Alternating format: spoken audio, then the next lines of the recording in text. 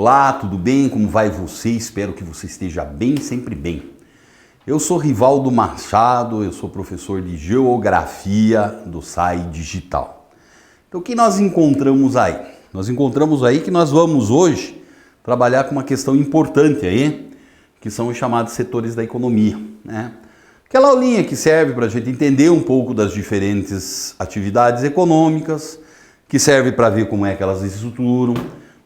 Não vai cair no teu vestibular que assim, é uma atividade do setor secundário da economia, né? Mas é uma aula interessante por conta de quê? Por conta que elas nos ajudam, por assim dizer, a muitas vezes quando você for fazer uma interpretação de uma questão, né? Você ter essa noção de como é que se estruturam, quais são as atividades que elas estão presentes em cada uma desses setores aí. Só relembrando você, esse conteúdo é um conteúdo que se encontra na frente A do seu material didático, né? Então, olha lá, nós sabemos quais são esses três grandes setores da economia aí, não sabemos? Setor primário, secundário e terciário. Todas as atividades econômicas, aquelas atividades humanas que têm como finalidade a produção de um bem, de um valor econômico, a gente tem que encaixar nesse pacote aí, certo? Então, o que a gente procura muitas vezes aí é entender o que seria isso e quais são suas características e consequências. Como não poderia ser diferente, começamos pelo nosso setor primário e uma das atividades desse setor primário é o extrativismo. E nesse caso nós temos aí a pesca, que ela trata de ser uma atividade de extrativismo animal, né? Então o que nós temos nesse extrativismo animal? Então a retirada desses animais, e também existe dentro desse mesmo extrativismo o vegetal e o mineral, né?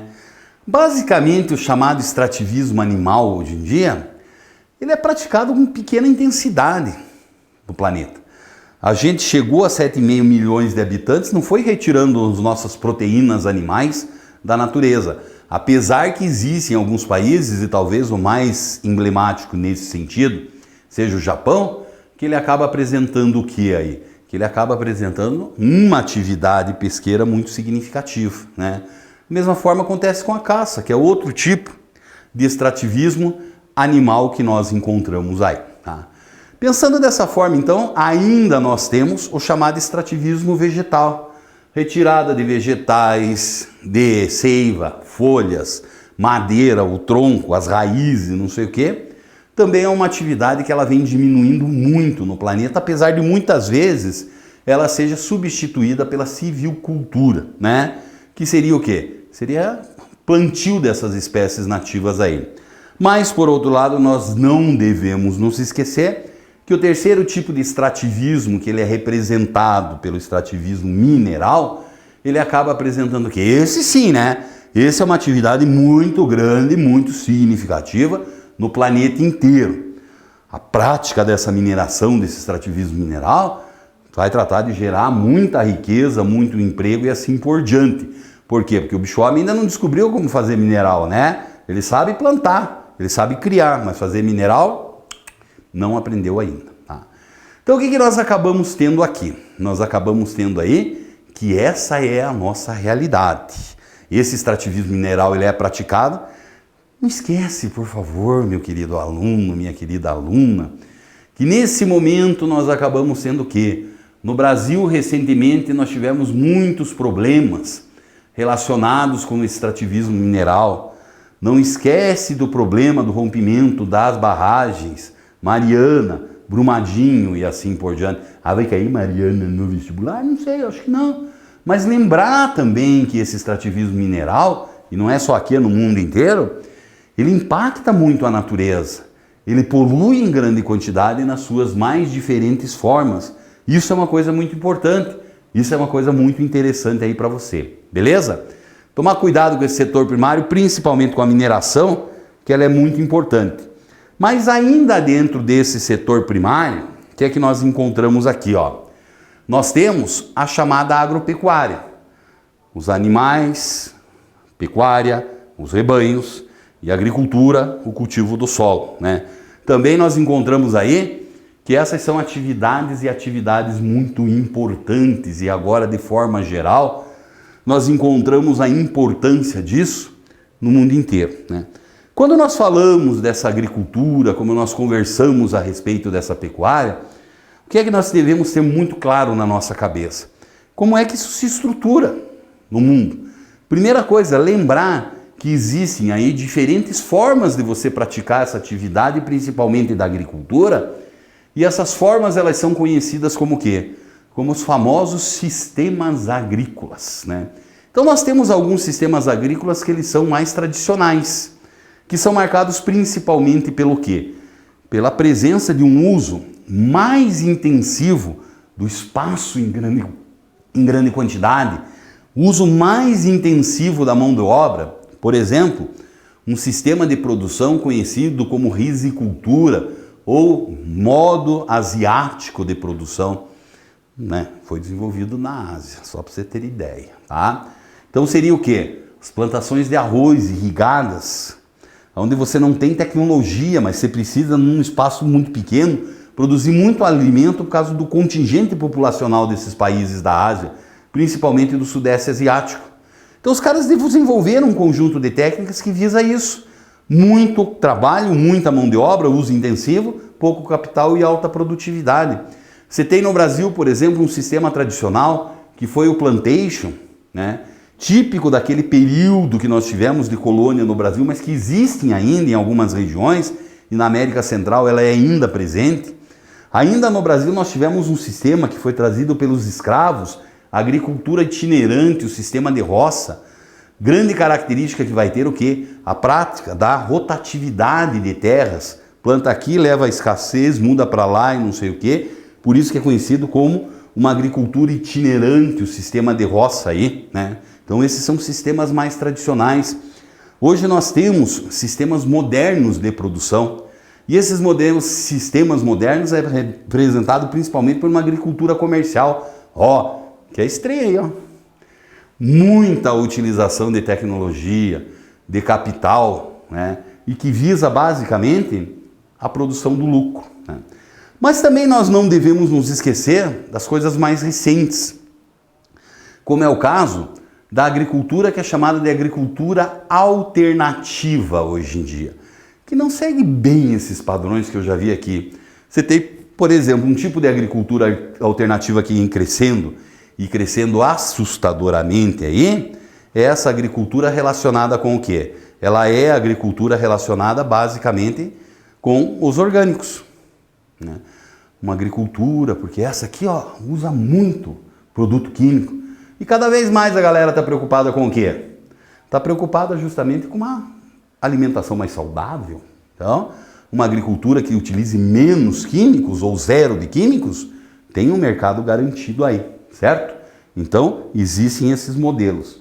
Outro conjunto de atividades muito interessantes que nós temos aqui vão dizer respeito à indústria. Então, como nós sabemos, a nossa indústria aí, ela é uma indústria que ela vai ser caracterizada pelo quê? Uma diversidade muito grande de atividades industriais, tipos de indústria. Então, se acompanhe comigo aqui na minha telinha, quais seriam esses principais tipos de indústria? Primeiro, nós temos aqui, ó, a indústria de base, né? Então, essa indústria de base, por exemplo, é aquela indústria que vai fornecer muitas vezes matérias-primas para outra indústria. Aqui nós temos um exemplo dela, que é a chamada indústria petroquímica, tá? Logo na sequência, né, aí a indústria chamadas de bens de capital. O que seriam essas indústrias conhecidas como indústrias de bens de capital? São aquelas indústrias que nós bem sabemos que elas são responsáveis para a produção de máquinas, de equipamentos para outros tipos de indústria, tá? E finalmente nós temos aí as indústrias de bens de consumo. O próprio nome está dizendo, consumo humano, é aquela que nós consumimos. Você vê que trem louco que é esse negócio de indústria aí, né? Você tem um bando de indústria que fornece e que existe apenas para abastecer a gente. Que legal, só a indústria de bens de consumo.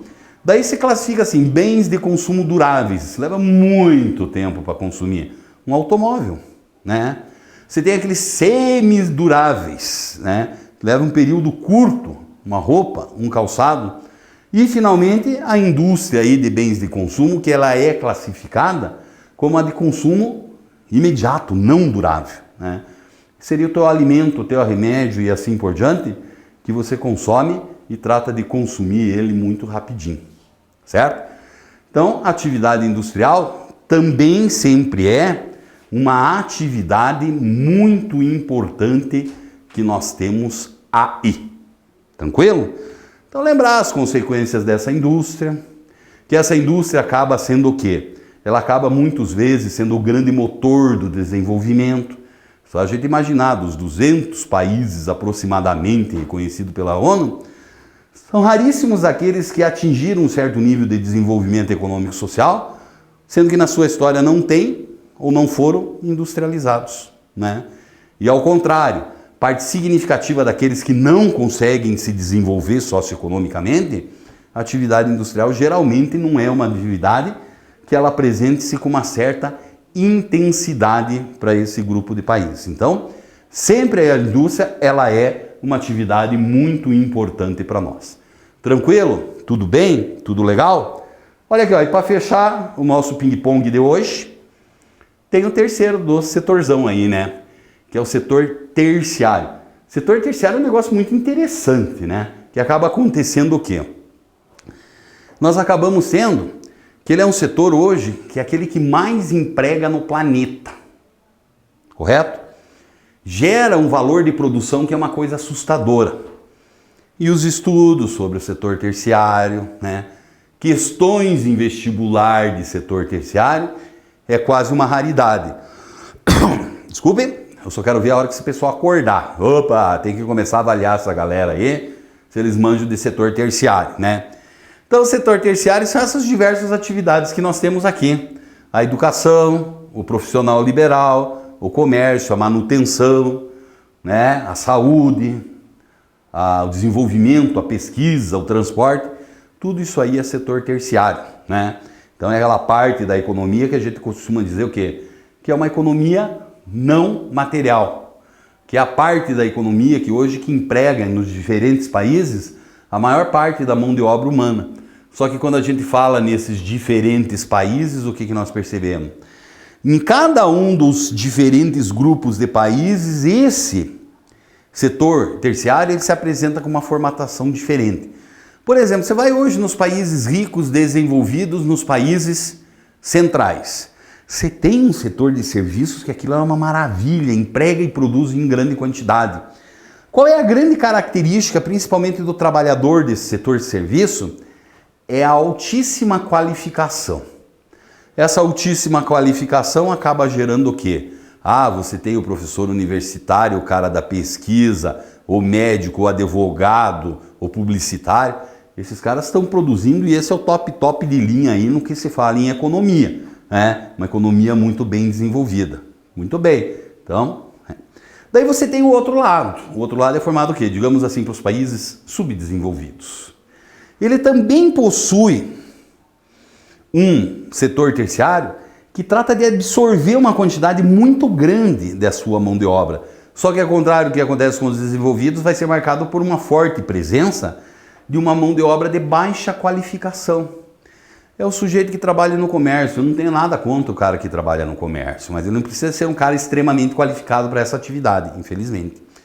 O vendedor ambulante, o trabalhador diarista das mais diferentes formas e assim vai, né? Então o cara que trabalha no transporte, que é outro setor que também não precisa de altíssima qualificação, essa é a característica. E daí nós temos a galera da coluna do meio, né? Que eles seriam o quê? Hoje a gente chama eles de países emergentes, tipo o Brasilzão. Brasilzão você encontra um misto disso aí, né? Muito do setor terciário, ele é um setor terciário altamente qualificado, né? São os nossos professores universitários, os professores de forma geral. Daí você tem o cara que é o médico, o advogado, o dentista. Todas essas atividades existem. Mas elas basicamente aí são um pequeno número, se comparado com a grande massa de brasileiros, que eles estão principalmente no mercado informal de trabalho, devido ao quê? Devido a uma baixíssima qualificação que nós encontramos aí. Então essas são, sem sombra de dúvidas, características que são características muito importantes desses setores da economia e com destaque muito grande para esse chamado setor terciário. Tudo bem? Tudo legal? Então tá bom. Um grande abraço para você.